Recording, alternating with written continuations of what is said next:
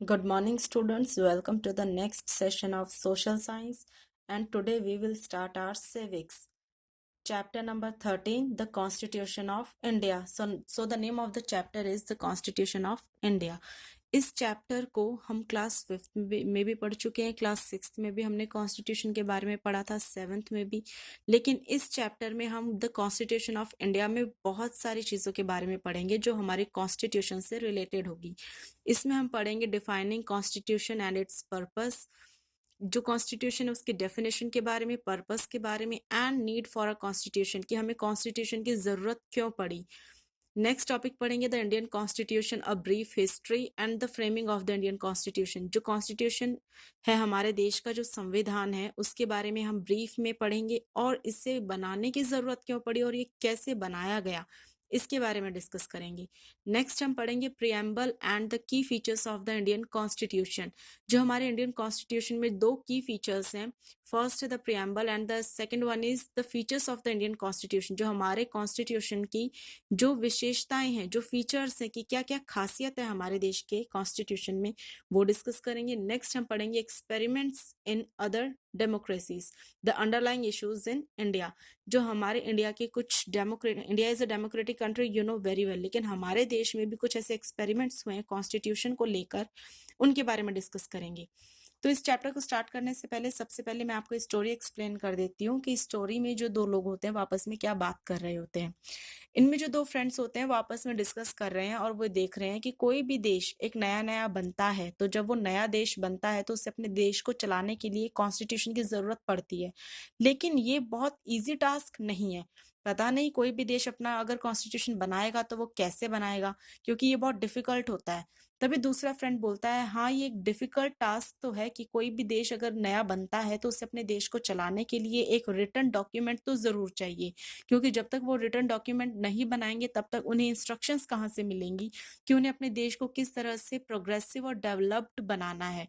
तो इसके लिए एक कॉन्स्टिट्यूशन तो जरूर बनाना चाहिए। अब हम अपना चैप्टर स्टार्ट करते हैं, defining constitution and it's purpose. कोई भी हमारा देश है, कोई भी देश है, आप किसी भी देश के बारे में अगर बात करेंगे तो हर देश का अपना एक कॉन्स्टिट्यूशन होता है, जिसमें वो सब इंस्ट्रक्शंस लिखी होती हैं कि कैसे उन्हें अपने देश को चलाना है और किस तरह से अपने देश को प्रोग्रेसिव और डेवलप करना है। Any organization, institution, or country in today's world works according to a set of constitutive laws that define its framework, ideals, and objectives. Such a set of laws is contained in a framework document called the Constitution.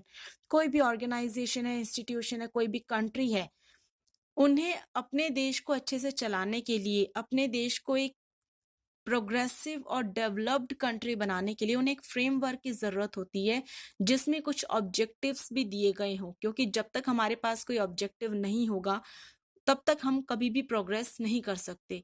तो इसी तरह से जो नियमों को लिखकर अगर हम उन्हें एक फ्रेमवर्क में बनाते हैं, उसे रिटन डॉक्यूमेंट में कन्वर्ट करते हैं, तो वो रिटन डॉक्यूमेंट जिसमें नियमों के बारे में बहुत ही विस्तार से बताया गया होता है, वो हमारा कॉन्स्टिट्यूशन होता है। A set of laws is contained in a framework document is called the constitution.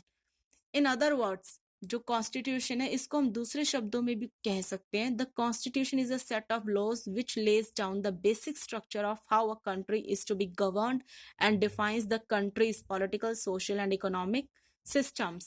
It is a document which preserves the standards of a country, the nature of the society, and the noble ideals according to which its citizens aspire to live. दूसरे शब्दों में हम ये कह सकते हैं कि जो संविधान, जो कॉन्स्टिट्यूशन होता है हमारा, वो नियमों का, लॉज का एक ऐसा सेट होता है जो बेसिक स्ट्रक्चर से मिलकर बना होता है, जो एक देश को किस तरह से गवर्न किया जाना चाहिए, कैसे एक देश पर जो सरकार है उसे किस तरह से देश को चलाने के लिए अपनी सरकार चलानी चाहिए और किस तरह से उसे अपने देश की पॉलिटिकल, सोशल और इकोनॉमिक सिस्टम को इफेक्टिवली चलाना चाहिए, उसके लिए उसे कॉन्स्टिट्यूशन से इंस्ट्रक्शंस मिलती हैं।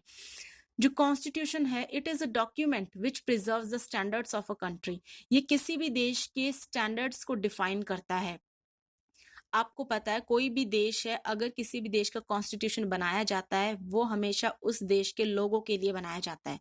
आपको पता है हमारे देश में कॉन्स्टिट्यूशन जो बनाया गया है, वो दूसरे देशों की कॉन्स्टिट्यूशन से आइडियाज़ लेकर बनाया गया है। इसीलिए हमारे देश के कॉन्स्टिट्यूशन को हम लोग उधार का थैला भी बोलते हैं, क्योंकि ये हमारे देश का अपना रिटन तो रिकॉर्ड है, लेकिन ये हमने अपने आइडियाज़ से नहीं बनाया है, हमने दूसरे देश के कॉन्स्टिट्यूशन को देखा है। उसमें उन लोगों ने जो चीज़ हमें उनके कॉन्स्टिट्यूशन की अच्छी लगी, वो चीज़ हमने अपने कॉन्स्टिट्यूशन में ऐड ऑन कर दी। जिस तरह से आपको पता है जो कॉन्स्टिट्यूशन है वो इसीलिए बनाया जाता है ताकि एक कंट्री को ये इंस्ट्रक्शंस मिल सके कि उसे अपने देश को कैसे चलाना है, अपने देश के पॉलिटिकल, सोशल और इकोनॉमिक सिस्टम को इफेक्टिवली कैसे चलाना है। कि हमारे देश के लोग जो है वो आपस में शांति से रह भी सके, उनके लाइफस्टाइल को भी इम्प्रूव कर सके, प्लस किसी तरह का कोई डिस्क्रिमिनेशन ना हो, इनइक्वालिटी ना आए। तो इन सब चीजों को चलाने के लिए ही कॉन्स्टिट्यूशन को बनाया गया है। कॉन्स्टिट्यूशन सिर्फ इसलिए नहीं बनाया जाता कि हमें देश को इफेक्टिवली चलाना है, हमें कॉन्स्टिट्यूशन इसलिए भी बनाया जाता है ताकि कोई भी देश है वो प्रोग्रेस कर सके, इफेक्टिवली वो आगे बढ़ सके, डेवलप्ड हो सके। अब हम इसी में आगे बात करेंगे नीड फॉर अ कॉन्स्टिट्यूशन। किसी भी देश को अपने देश को अच्छे से चलाने के लिए कॉन्स्टिट्यूशन की जरूरत क्यों पड़ती है?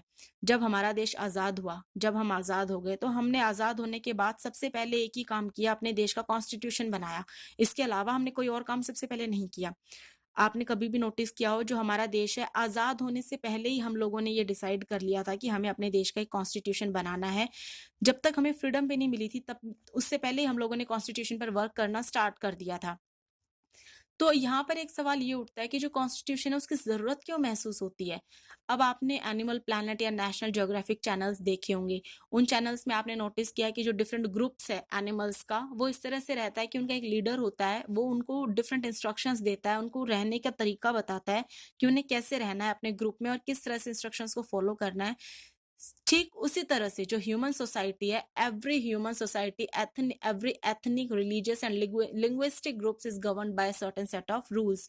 उसी तरह से जो हमारी ह्यूमन सोसाइटी है, उसे भी अलग अलग नियमों के तहत ही गवर्न किया जाता है। उनके ऊपर एक तरफ से आप ये कह सकते हो कि उनको किस तरह से रूल्स एंड रेगुलेशंस में रहकर चलाया जाता है। But these set of rules are not necessarily similar to each other. लेकिन ये रूल्स हर किसी के लिए एक जैसे नहीं होते। The first and the foremost purpose of a constitution is to provide a common set of rules that are acceptable to all the people living in a country। लेकिन हमारे कॉन्स्टिट्यूशन में ऐसे रूल्स एंड रेगुलेशंस नहीं बनाए जाते जो हर किसी के लिए फॉलो करने के लिए पॉसिबल ना हो पाए। हमारे कॉन्स्टिट्यूशन में जो है रूल्स इस तरह से बनाए गए हैं जो हमारे देश की जनता ने एक्सेप्ट भी किए हैं। जो रूल्स हैं वो इस तरह से फ्रेम किए गए हैं which was acceptable by the people of the country. यहाँ पर हम लोगों ने एक बात की थी कि जो कॉन्स्टिट्यूशन है वो क्यों बनाया जाता है, किस लिए बनाया जाता है, क्या होता है। वो हमें इंस्ट्रक्शंस देता है कि हमें किस तरह से अपने देश को चलाना है, कैसे प्रोग्रेस करनी है।